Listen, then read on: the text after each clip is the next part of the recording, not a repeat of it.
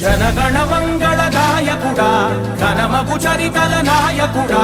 పలుతరములు మము పరిపాలించర స్వామికుడా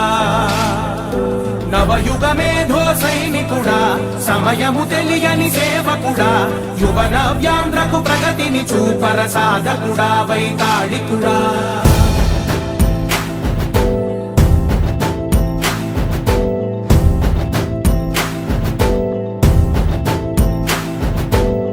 ప్రతి ఇల్లు నిన్నే నిన్నే పిలిచింది